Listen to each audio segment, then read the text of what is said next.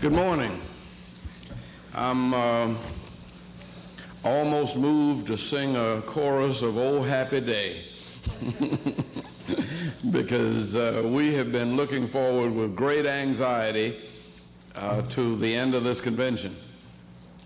But I think we're pleased, and we'll give you a chance to give your comments in just a minute. But to let you know that this convention is just one in a series of efforts that we're doing, and part of the background of the convention was that we would let people around the world know what Atlanta's trying to do.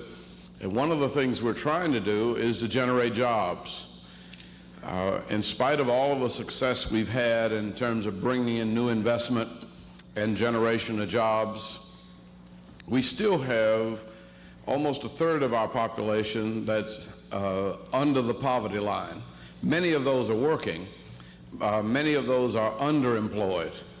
But Councilman Jabari Samama has, along with several members of the City Council, is introducing legislation that I would like to let him take a few minutes to describe that will help us address some of our continuing unemployment problems.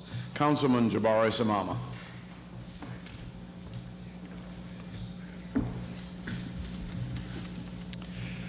Well, good morning, and I am very happy that you came out this morning.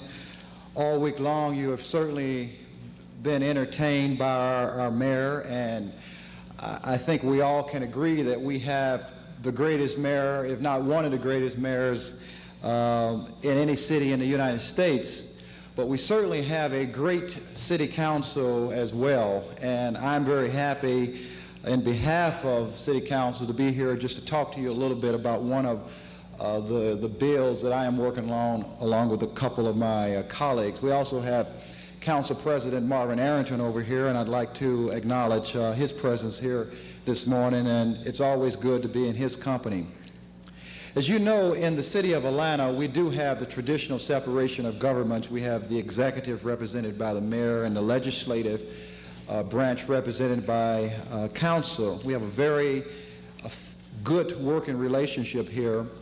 And as a counselor, I am very concerned about putting forth legislation and developing policies to work on some of the essential problems that we confront as a city. And it's out of that context that I began to do research about a year ago on the question of unemployment and underemployment in Atlanta, and to fashion a policy aimed at impacting that situation. In the city of Atlanta, there are approximately 18,000 individuals who are without work. And this number does not reflect those who have got, who are no longer looking for work in the marketplace, but it reflects the actual number of individuals who have applied for work, who are available for work, but who cannot find work. In addition to that, about 24% of the families in Atlanta are legally poor, and that translates to somewhere in the neighborhood of 150,000 people. I believe, and I don't think that I have to do much convincing to establish the fact that there is a link between unemployment and crime. We have, as in many major cities throughout the United States, a major problem with drugs, theft, and other violent crime that's generally associated with unemployment. So I think the city has a unique opportunity now to leverage itself, to leverage its resources, to try to do whatever it can within its power to eliminate unemployment. So it's out of this background and out of this need that I have developed an ordinance which is called the First Source Jobs Ordinance, and I'll describe real briefly how it works. But prior to doing that, let me just briefly explain where it is. The policy was introduced in the Human Resources Committee back in October. I spent from October to approximately March of 1988 perfecting the legislation, doing research in the other cities such as St. Louis and Boston and Portland, Oregon, cities that already have similar policies in place. The policy passed the Human Resources Committee in the month of March. It passed the Executive Committee shortly thereafter, which the Community Development Committee after then, and then it had one other hurdle, and that was the committee which could put the money in place for the positions. That's the Finance Committee, and I'm happy to report that it was reported out of the Finance Committee last week with a favorable recommendation. So there's only one other hurdle that this policy has to cross before it becomes city policy, and that's Council as a whole this coming Monday. And we do expect approval of this policy at the Council meeting, which takes place this Monday.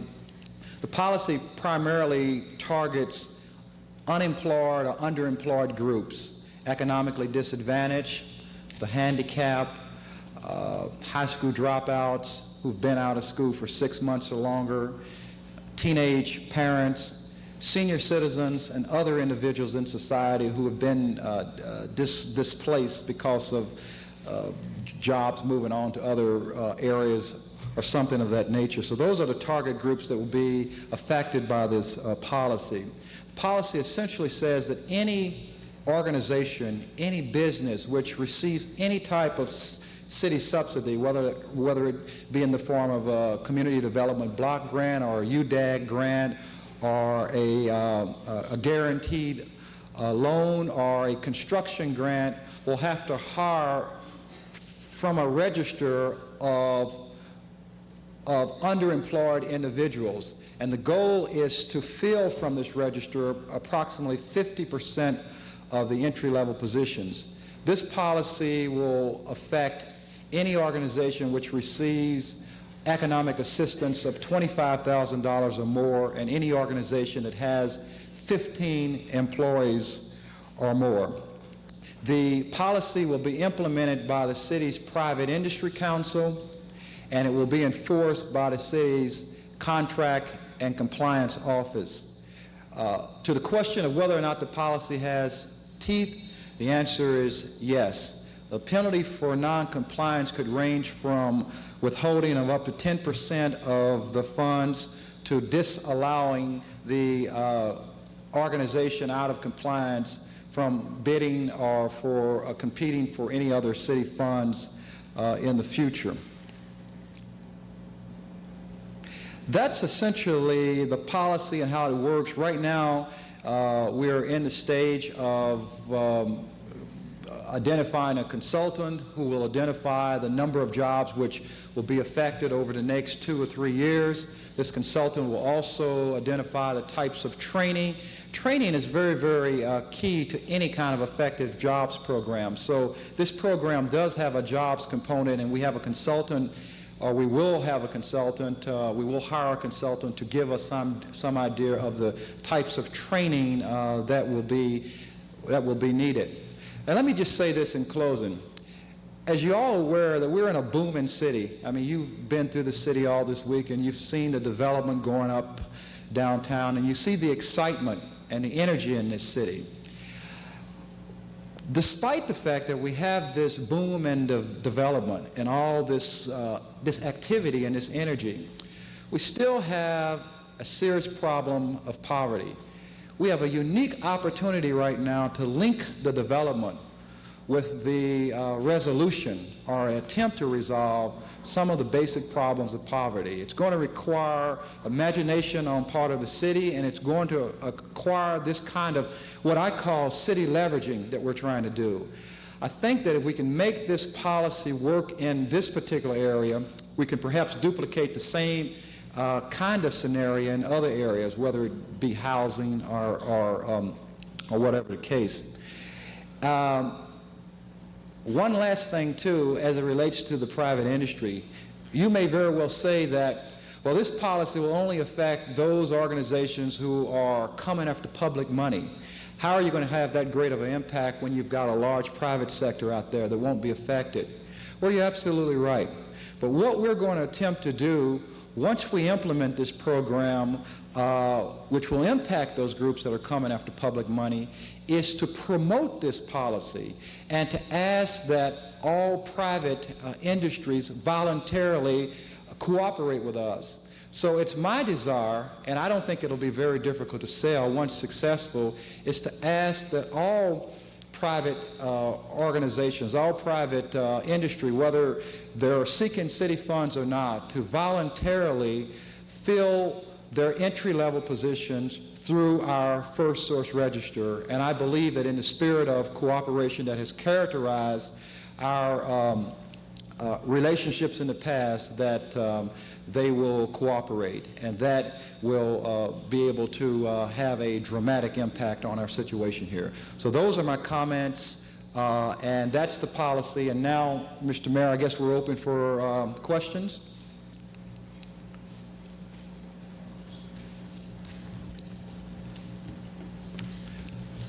Guess I covered all the bases. Thank you very much. In getting our city together, we've had a remarkable level of cooperation throughout the city. And I'd like the president of the city council to come forward and just briefly express himself in relationship to the way our city workers and the whole city has responded. Marvin Arrington, the president of the city council. I just simply wanted to say we had a great week. Just to see so many friends and visitors and delegates from across the country to come into Atlanta, and we could truly show our southern hospitality. I think this put Atlanta further on the map beyond the year 2000, the many contributions that we've made. Didn't have any complaints about taxi cabs, the hotel industry, police officers. There was one incident where a protester asked a local police officer, "What do I have to do to get you to arrest me?" And the guy said, "I just want to be nice to you. And I'm not going to let you do this, but we don't beat up on folks. We just kind of say, go your particular way." And that was the attitude that was conveyed throughout the city. So I'm just pleased that we did have a great convention. And maybe we can have them back in 4 years once we recapture the White House, which we're going to do in January with the Duke and with the Vice President. So, Mr. Mayor, we had a great week. Good. Thank you. Thanks a lot. Any questions? If you'd come to the mic and identify yourselves, we'd appreciate it. Mm-hmm. Yes, I'm Larry Register with CNN. I have a couple of questions for you. Good. When this thing first started, there was a conception, both local and national, that Atlanta couldn't pull this off. How do you respond to those criticisms now? I just laugh. No, the truth of it is that this is a big task, and it was a big task. And it required a maximum amount of organization, cooperation from the public sector, from the private sector, from the city council, from individual citizens in their homes. I think when we started off Sunday with about 2,000 volunteers greeting people at the airport, Sunday afternoon we had 50 state parties where people at their own expense and in their own homes, entire neighborhoods entertained state groups. And from there on, we were just on a roll. And I agree with what Marvin said. The stories, I did not get a single complaint. And I was walking through the hall. One lady said that she wanted me to write me a letter about the fact that our horse-drawn carriages don't have any regulations. And she really thought that when the temperature gets over 90 degrees, we should not have the horses pulling, that it's too hot for the horses. And I didn't ask her where she's from. I appreciate that advice, but and I will have our zoologist check into it. But folk have been plowing mules in 110-degree heat down here as long as I can remember, and I don't remember ever hearing a mule drop dead because of the heat. But maybe, well, I promised her I would look into it, but that's the only concern that I've heard expressed. I realize it's just the day after. Could you summarize briefly any feedback you may have gotten from the DNC delegates or Democrats as a whole? Well, I was with about 200 of the Finance Committee this morning for breakfast, and I had a number of the big money raisers in the Democratic Party come up to me and say, I've been in every convention since Los Angeles in 1960, and this is the best convention that the Democrats have ever put on, and we owe it all to Atlanta. Now, I appreciate that.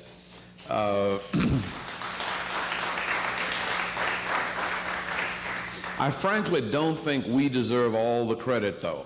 I think that something is happening in the Democratic Party. I think Paul Kirk began to try to get the Democratic Party 4 years ago to realize that if you run an election as differing factions competing for control, you always lose. That only as you run as a party can you win.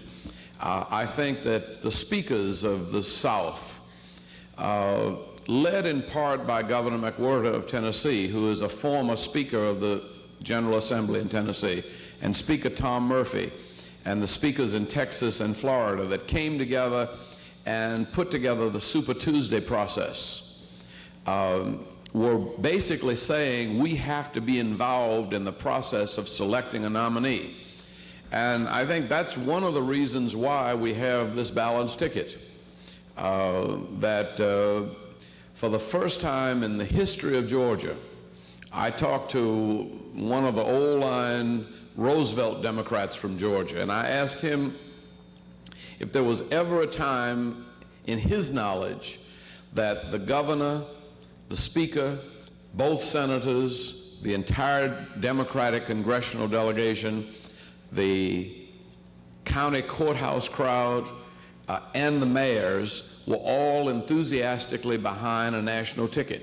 He said it had never occurred to his knowledge, and he's over 80.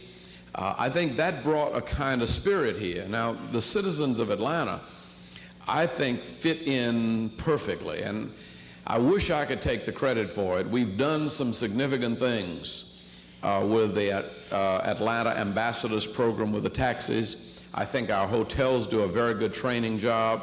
Delta Airlines is known around the world for its hospitality. But what it was a kind of everybody just remembering their home training and their upbringing. And it was Southern hospitality and good common human courtesy at its best. But it even went further than that. Two stories that I've heard. One of a man who said he got out of a cab, and in paying the cab driver, he dropped two $20 bills in the floor of the cab. And the cab driver saw it and chased him down to give him the money. And he was coming up saying, you know, he's from New York. And he was just wondering what we do to get this kind of honesty and integrity amongst the citizens of a city. Those are the kinds of things that I think really will pay off in the future for our city. And I think maybe now we can feel a little better about ourselves, that a lot of the criticism about the city not being ready was coming from people in the city. I have one final question. If you could grade yourself on an A to F basis, what grade would you give yourself and the city of Atlanta? Well, I would give us all straight A's. And I don't have any reservations about, there's nothing we could have done that would have made this convention any better, other than having built a 72,000-seat dome stadium 2 years ago instead of in the next 2 years. Thank you very much. There you go. My name is Bill Osinski. I'm from the Tampa Tribune. You go a long ways back with Reverend Jackson. Was the Jesse Jackson who came here to Atlanta different from the one you knew then, and how do you assess his future? Well, I think there was quite a different Jesse Jackson, but it was a Jesse Jackson that is maturing and realizing the tremendous potential that I saw in Jesse Jackson in Selma in 1965 when he came down there as a student. All of the abilities and talents were there. The edges were a little rough. He was a little more brusque and impetuous. The Jesse Jackson that came here is a real statesman and a real pro who can do almost anything he wants to do in politics. He's going to be a very valuable asset to this country. And he can almost determine his own role. And his future and potential is unlimited.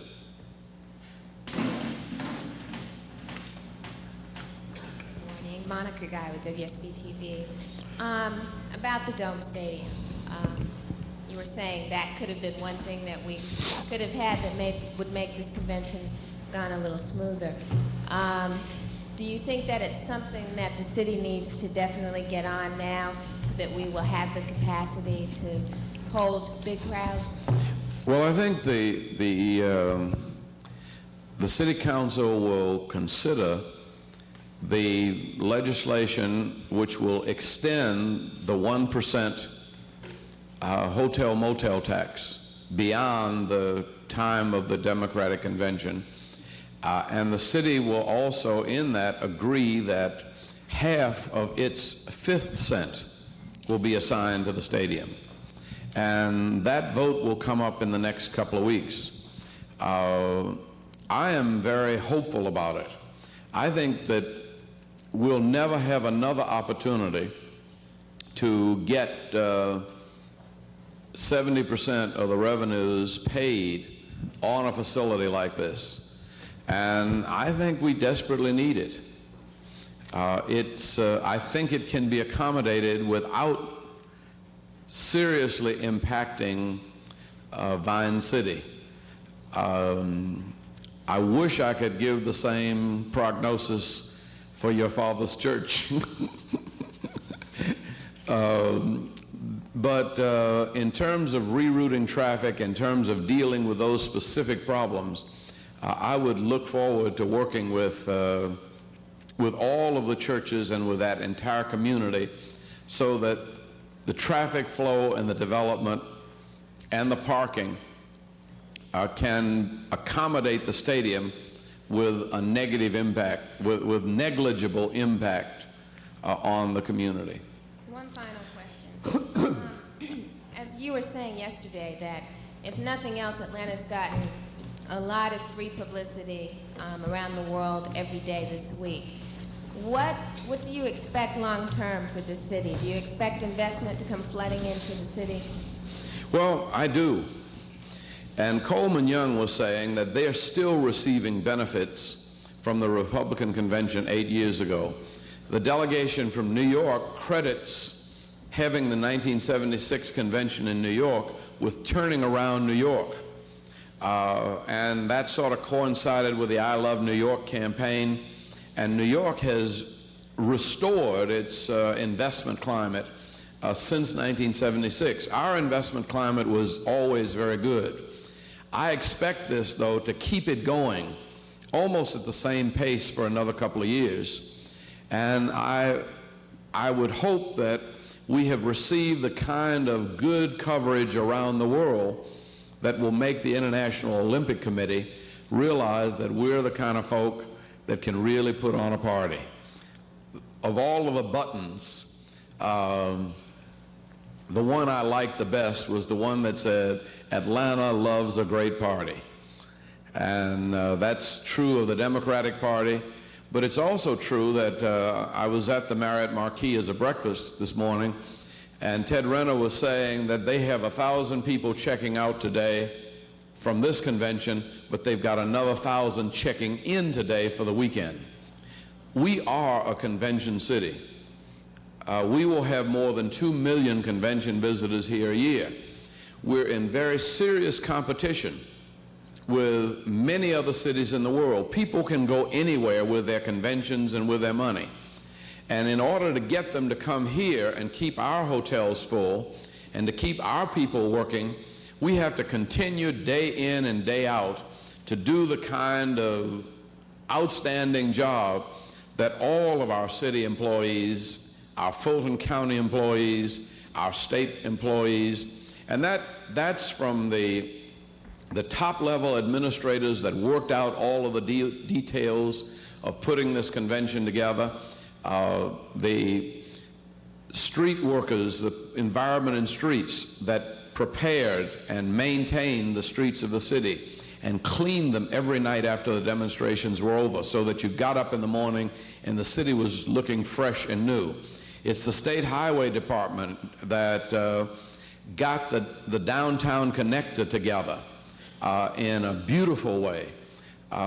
Everybody did their job. The private sector that contributed to the planters all along, the Peachtree planters all along Peachtree. But most of all, it was the individual courtesy of the citizens and employees of all of Atlanta that made this convention such a tremendous success. Do you have any idea of city overtime right now, how much money the city spent this week in overtime? No, I don't, but again, that's another one of the beauties of it. The people whom we were serving in the overtime are paying for it. That much of the overtime is going to be paid by our involvement in Atlanta 88. And so the $15 million that was budgeted for as our contribution to the convention, which comes from the hotel motel tax, will take care of most of our overtime. There's other overtime that we budget for, because remember, as I said, every week we've got a big convention. Now, we don't have the 15,000 journalists, but we didn't have but 4,000 delegates, and maybe another 4,000 support, 5,000 support personnel. I guarantee you we will have more than 10,000 visitors in this city next week for something. I don't even know what. The week before the Democratic Convention, we had 2 religious conventions of about 20,000 each. So our city workers and our Southern hospitality really is very important to it's our lifeblood. It employs about 81,000 people. And one of the things we've learned is that every 1% increase in hotel occupancy creates 400 jobs. So that when you get hotel occupancy up 10%, that's 4,000 jobs. There's some whole cities that have not generated 4,000 jobs in a year. And the kind of job that we've done in this convention has bound to increase hotel occupancy. My name's Jim Galloway. I'm with the Atlanta Journal-Constitution.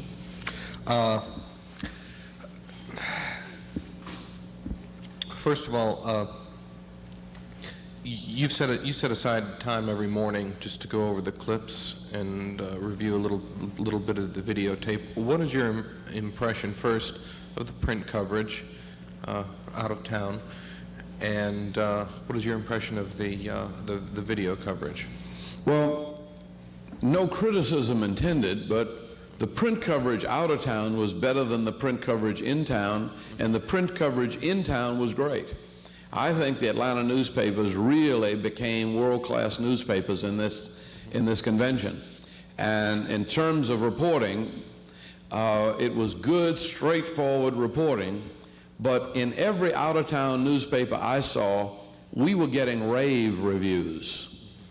And you all know we're good, so you don't rave over us anymore. But I didn't see a bad story, and I only heard of one negative video clip, which was basically a misunderstanding and misinterpretation of Atlanta, and was factually an error. That was Andy Rooney commentary. Did he call you? No, he didn't. He didn't call anybody because he didn't know what he was talking about. He called Jerry Bartles. I had to apologize. I was just wondering if he called you. Oh, no. Maybe it was just, now I didn't see it, but he has a way of doing those kind of tongue-in-cheek sort of things. And I think we've got to be, We've got to be mature enough to handle that without getting thin-skinned, and I wasn't upset about it at all. I frankly don't mind a little negative publicity because it keeps the whole debate going. We do have problems. Thank goodness they didn't show up seriously this week, but everywhere we potentially had a problem is something that's not going to go away, that we're still going to have to deal with. I guess I've apologized to almost everybody else. I probably should apologize a little bit to MARTA, though, and the union for not having any disruption and disturbance. But I still think that's one of our vulnerabilities. We've got to find a way to have a better working relationship so that we don't come down to the wire and find ourselves under the gun on some of these problems. Second question, well, second and third question, they may be related. Do you think the hype about the direct economic impact was a little bit overblown? And what would you do? Is there anything in this whole convention process that you would have done differently had you did it? Well, I don't think the direct economic impact was overblown. I think it was misdirected. I think they probably spent more than this $50 to $60 million. But it wasn't, but we made the assumption, many of us, myself included, that it was going to be spent in the hotels and in the restaurants and in the stores. I don't think we spent much as Democrats in the restaurants. I know we didn't. And I don't know how much shopping people did. I do know, though, that they probably spent that much money. The hotel bills plus the electronics. The amount of money that was spent in putting together all of the wiring. There's $50 million worth of wiring in the Georgia World Congress Center. You know, I mean, if you look at all of that, the electricians made off like fat rats. and the telecommunications technicians. And so we didn't think about that. We thought maybe the entertainment industry would make more than it did. Any second guessing of yourself? Or the office, or the whole process? No, you know, we didn't have a dissenting vote in the entire life of Atlanta 88. Every vote that we took in the last 2 years has been unanimous. We have operated by consensus. We had the chamber, we had the governor, we had the Fulton County Commission chairman, and the state party chairman, John Henry Anderson. And Bobby Kahn and his crew did a great job with Atlanta 88. There were anxieties with Don Fowler representing the Democratic National Committee, but I don't remember a single, I don't remember even a single shouting match. You know, I mean, there was nothing much to disagree over. Well, since you brought it up, one of the more important things that's happened, at least in terms of Georgia politics in this campaign, is the fact that Joe Frank Harris is getting behind Governor Dukakis. Do you think the way in which Atlanta decided to host this committee, the convention, via Atlanta 88, having Joe Frank Harris and the state government contractually involved, do you think that helped? Oh, no question. It's the only way to do it. This could not have been an Atlanta convention. We had to have the help of Joe Frank Harris, and that meant the State Patrol and the GBI. And I can't praise our law enforcement community too much. The fact of their presence and the manner of their presence just made things safe and secure for all of us. And there were some people who came here Sunday with the intention of taking over this town and disrupting the convention. And they were not able to do it. And we owe a great debt of thanks to the law enforcement community for that, and for doing it very well with only one questionable incident. And when we looked at the tapes, I think most people would not even question the way they handle that. Yes. Pat Nodak with the Gwinnett Daily News, Mr. Mayor. On that question, a question frequently covered this week, were the police prepared for the large and unruly demonstrations the city experienced on several occasions, and was, in response to those incidents, was unnecessary force used? Was unnecessary force? Let me say that we were not prepared for the unruliness of the first day's demonstration. We're prepared for big demonstrations, but we've not had demonstrators that deliberately set out to do violence and cause trouble. Once we understood that that was the intent of one group of demonstrators, we brought out the troops that were sitting. The troops were always there. They just were not deployed. Normally, it's better not to have a big, visible, too big and visible a police presence. And we thought at the state capitol, 20, 30 officers should have been enough. And it would have been enough, except that there were about 200 people that wanted a confrontation that would have led to violence. So we negotiated our way out of that. And then I think from that time on, we had a big visible police presence. And we had little or no trouble after that. Jeff Kunerth with the Orlando Sentinel.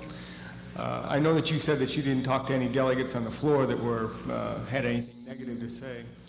I talked to a lot of them that were locked out of the Omni that said that it was a mistake to come to Atlanta, and that they were going home with a bad feeling. And I want to know if you could give me an assessment about what kind of a black eye, if any, that gave. Well, I don't know. I think that given a choice, we erred on the side of safety. And what I think happened to most people was when they couldn't, and it happened to me, when we couldn't get into the hall because it was full, rather than be jammed in the aisle or standing out at the hot dog stand where you couldn't see anything, we went to the Georgia World Congress Center where there were over 100 hospitality suites. And there must have been another 15,000 people in the Georgia World Congress Center every evening. And I don't know that you can find any place that we could have had the convention where you had both of those opportunities present. Well, the complaint, though, that I was hearing was from delegates saying that I'm supposed to be in there and voting and I can't vote. I was elected to come here, that kind of thing.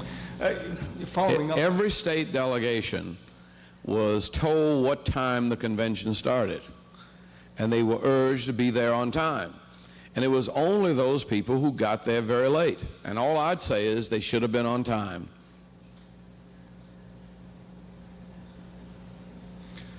One more. The Republicans meeting in New Orleans are basically contending that the conventions of the future are going to be held in big stadiums like the Superdome.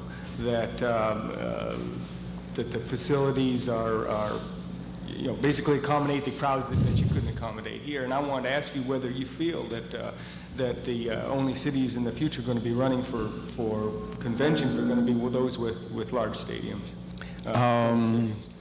I would say that would be true of Democratic parties, but I think after this election you'll be holding Republican conventions almost in telephone booths.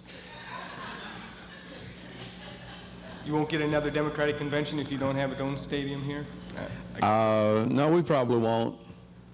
I think we will probably have big conventions, but and we have a lot of big conventions. But this kind of big media event we would have done much better in a dome. But one of the things that we were anxious about is that when you got 15,000 seats, or say 12,000 seats, and 15,000 people, or say 20,000 people, you've got a problem. But you've also got a problem when you got 70,000 seat stadium and only 20,000 people in it. Now, I suspect the Republicans are going, I don't know how many people they're going to fly into the Superdome, but it's going to be, unless they cut the Superdome way down in size, it's going to look empty most of the time. And I hope you all will pan around just to see what's going on there.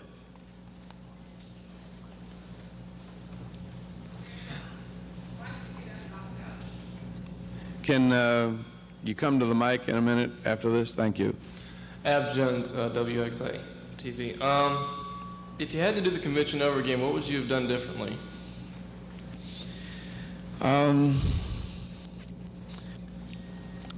I may have moved into a hotel room instead of sleeping at home every night.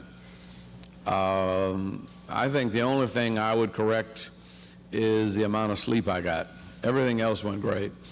What about convention planning? Would you have done anything differently as far as security or organizing the demonstrators, anything like that?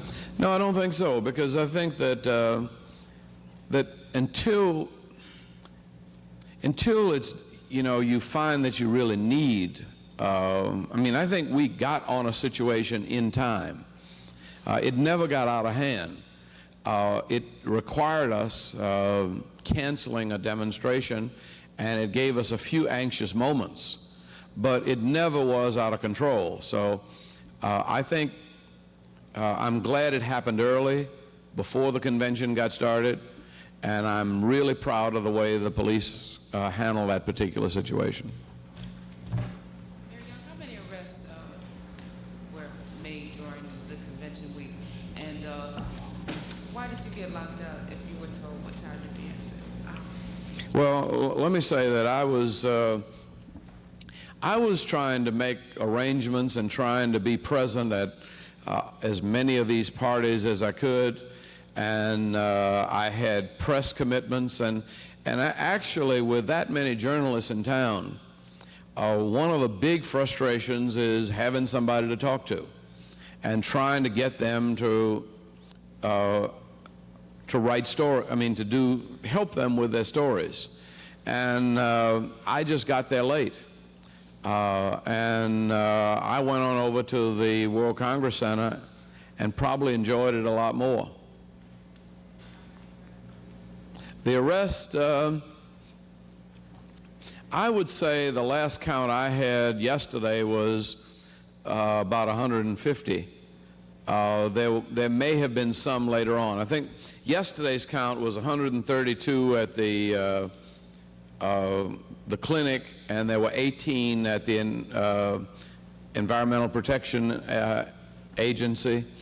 And I don't know whether they made any arrest yesterday at all. Do you know, Roper? But I think that when people began to realize that they were going to be arrested courteously and that nobody was going to overreact, you know, it sort of, it wasn't news. Could you characterize of the arrests you know about, I guess they are all serious, but the least serious and the most serious? I don't think, well, I don't know. I think that most of those weren't very serious. They were people who were attempting to disrupt administrative services, one at a clinic and one at the Environmental Protection Agency. Mm-hmm. Susan Moore with the Houston Chronicle. The bottom line about people getting locked out of the Omni, I think, was sort of that you had given out more passes than the Omni could hold. Why was that done? Didn't you anticipate that if you gave out more passes than the Omni would hold, that it might overflow and you'd have to shut down? There were 2 or 3 reasons, and I don't know which was the dominant factor. One was I found out later that there were people who printed some false passes. And so you notice, huh? Were they selling? I don't know what they were doing, but you notice that the last 2 days we started looking at them under a kind of an infrared light. The other thing, though, is that there were a large number of service credentials. I saw one of our city employees, right down front last night. And I don't know what kind of credential he got or where he got it, but he was right in the middle of the delegates' operation and was having a good time. I mean, there's a certain aggressiveness of people wanting to be involved that enabled people to get in before some of the delegates did. I didn't mean to criticize the press, but for instance, the press credentials were supplied to both the roving correspondents and the technicians, I think, were the same. And so when people were not working, they used their credentials, particularly on the night Jesse spoke. They used their credentials to come in and participate. Well, is that Speaking from Houston, I think one of the things you might look to in 4 years is coding the press credentials. Is that something you might do differently as far as Well, this convention? that's the Democratic National Committee. The city didn't do that. And we had very little to do with the credential process except to go by and pick up our credentials every day. But in all fairness, we were pushing the party to issue more credentials because particularly to the World Congress Center.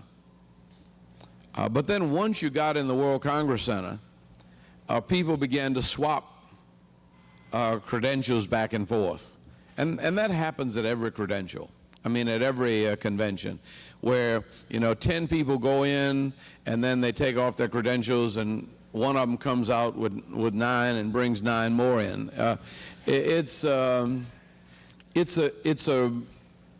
routine that's occurred. We used to do that when we were demonstrators, getting people, not to get in to disrupt, but to get in to lobby. I think as long as you have a popular convention with issues at stake and people realize that you're likely to elect the next president of the United States and they decide they want to be there, there's some people that just are going to find a way to be there, no matter what you do. Let me thank all of you for your participation in these regular briefings. And let me say that I really and truly have been pleased at all of the coverage of this convention, and that a good part of the success of this convention is due to the press. And that is not only when you were praising us for doing something right, but when you were raising questions about things that we might have done wrong according to your analysis. And as you do your wrap-up stories and your stories for the future, just remember that for a city that was struggling along, threatening to be torn apart in the late 50s and even close down public schools, where there was little or no new investment in development, to have come where we've come in one generation is nothing short of miraculous. But we're not resting on our laurels, and we're not content, and we're going on to continue to solve some of our technical and infrastructure problems. Underground will be open the first of the year. The City Hall Annex back here with expanded press facilities will be open in December, some 6 months ahead of schedule, at least 6 months ahead of schedule. The expressway system will be completed by the end of this year, and we will continue to work on the kinds of problems of education, of unemployment, and we're looking forward to bringing the 1996 Olympics to the state of Georgia, and we'd appreciate you putting some mention of that in your stories. Thank you very much.